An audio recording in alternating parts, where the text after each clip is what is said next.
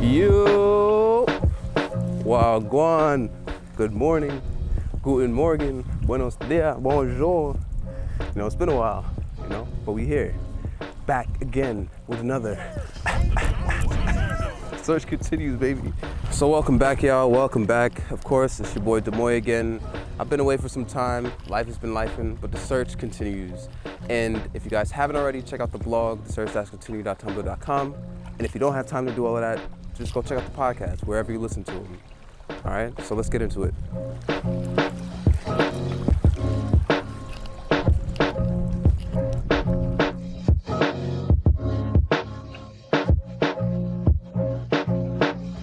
So after graduation, I started off my travels with a long overdue family vacation. Now this was most of the family, so just imagine more than 20 Jamaicans in like a cruise port. We wanted to go to KFC and he said he can't stop. It was Carnival, so it wasn't the best, but I was there for the drinks and the laughs. My first cruise ever was with Royal Caribbean Cruise Line, and my standards was pretty high. They're pretty up there, they're pretty cool. The ship went from Fort Lauderdale to Carnival's private island in the Bahamas or something like that. Then we went to Grand Turks and Puerto Plata in the Dominican Republic. It don't matter where you come from. Now I enjoyed the time with my family, but I did wish I did the cruise with my friends because that experience would have just been 10 times funnier with you and your buddies just drinking and just having a good time. I was kind of getting impatient just because I knew that I had a lot of things to do on land, and people to see, places to go, things to shoot, you know what I'm talking about. So I was excited.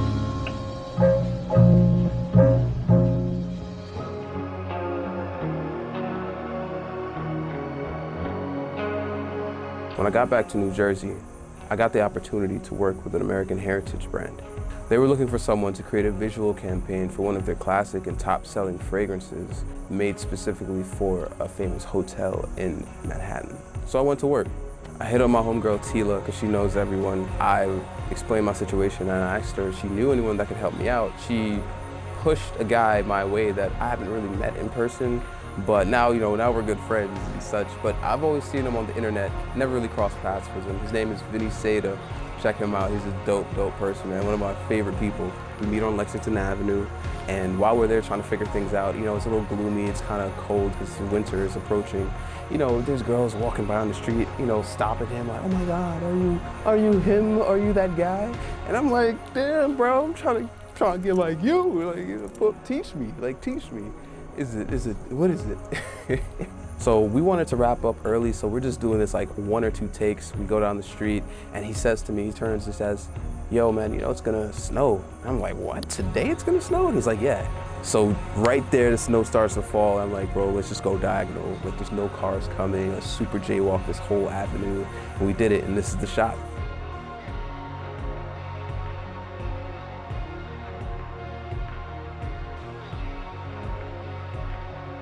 So we concluded the campaign, the company loved it, I loved it, everyone else loved it, and I was off to my next adventure.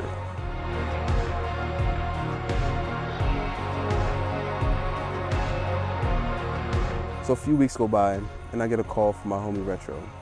He's like, hey man, me and the guys, we're going out to Texas, Austin, are you down? I'm like, yeah, for what? South by Southwest? I love South by Southwest in Austin during that time.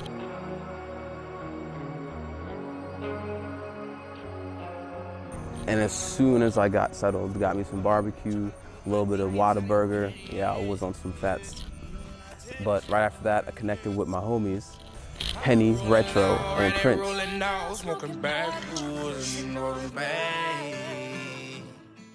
South by Southwest is always a place to meet some of your future favorite artists and also just run into some of your favorite artists. You know, after parties are always great opportunities to network and meet people, and you never know where you're gonna end up in a weird night in Texas, in Austin, Texas specifically. I was only there for 3 days until my next trip, so I had to make great use of my time. And after sitting down, planning out some content with the guys, I had to find locations in Texas to film at. A few years back, a friend of mine and I had our renter car break down on us while we went out for lunch. Back a bad bitch, I got a foreign son. rotami gun, found a rotami gun.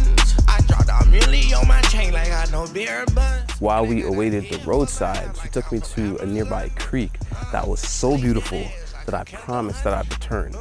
Now I thought of this while I was there, and I was like, hey, like where can I shoot here in Texas that screams Texas, has a lot of neutral tones, as well as something different that I've never really experienced before.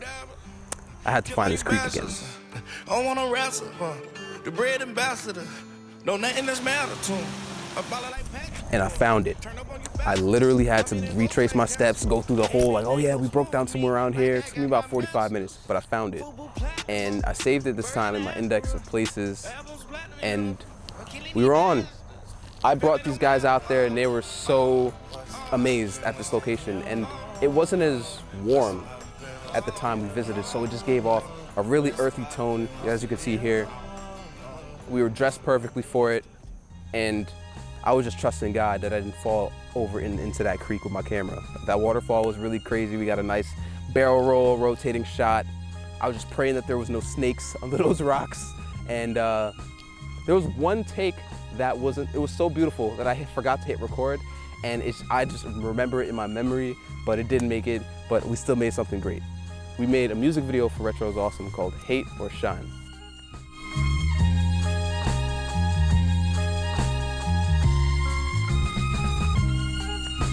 It looked like something out of Nat Geo, honestly. Following that music video, I shot a Southern-style music video for my homie Henny Blanco. He was super tight on that trip because we didn't finish drinking all the alcohol. He had to pour the Henny into the sink, which hurt him so much.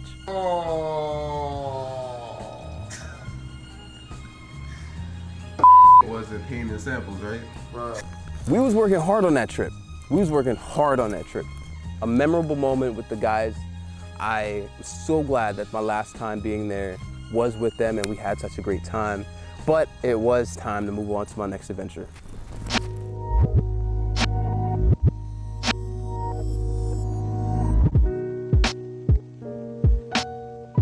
Before heading home to Jersey, I decided to take a trip out to the 6. A friend of mine was staying there at the time and she invited me to come see the city, so why not? So I left Austin and went to Ontario the next day, and I was excited just to be there because I haven't been in Canada in over 5 years, and I was just excited to see what they had going on. After getting in and settling in, my friend Taja and I decided to hit the town. We went to the Ripley's Believe It or Not aquarium, went down to the rec room downtown, and she actually even surprised me with reservations to dinner at the CN Tower. I was in awe at this restaurant. She really outdid herself for little old me. We get to the CN Tower, we shoot up this massive elevator, and the restaurant actually is moving counterclockwise, so I had to look down at my feet to recalibrate myself and understand that this was a moving restaurant. The time that we were there for was the time now, sunset, and as you move around the city, literally, you got to see the sun fall and the lights for the city come to life, which was a very beautiful thing, as you can see.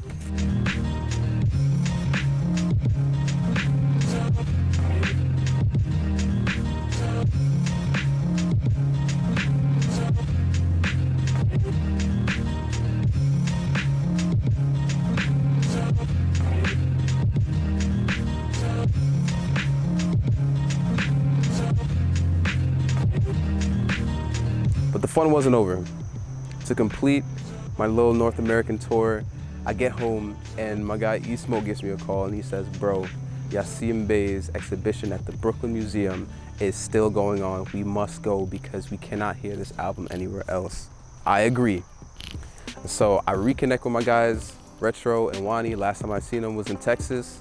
And I'm saying like, yo, we have to go to this thing. We all pile up, we get out to Brooklyn, and it's a nice day. I found it really amazing that one of my favorite music artists, Yasiin Bey, was debuting a new album that could only be heard in an art exhibit. Once played all the way through, no phones were allowed, just other fans and art lovers. Heck, there was even a newborn baby there. As Bey touched on life, death, and time, in the center of the exhibit was a huge moral tribute to the late Nipsey Hussle, where he was immortalized in paint and beautiful tapestry. Respect. One thing I loved about the experience was that when you left, you felt like you were a part of something bigger than yourself. You had to rely on memory to re-listen to this album. Even now, sometimes I get like little pieces of reminders of the album. A real spiritual and audio journey, like accessed through memory. Following that, I got to catch up with Max and his team over at Create Freedom, a New York City-based jewelry brand, doing very fly and creative things with the jewelry pieces.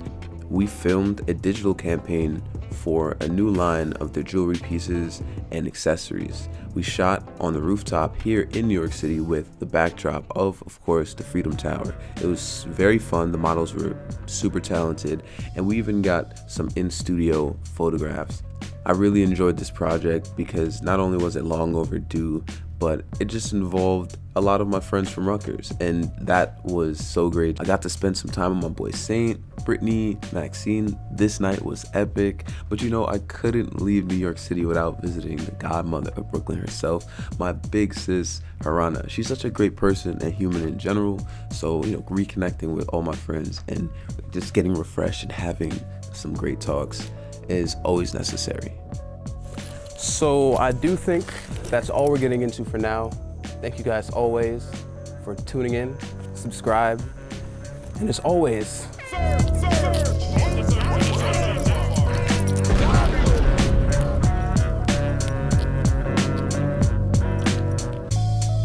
was debuting an album only heard.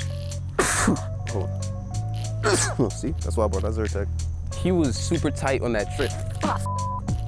Got me in this hot ass country. Frolicking. Oh, like any good video, man, I have to run back. Just stop the camera. Double take, double take, up, down, get him, John. People really watching this shit? I don't even know.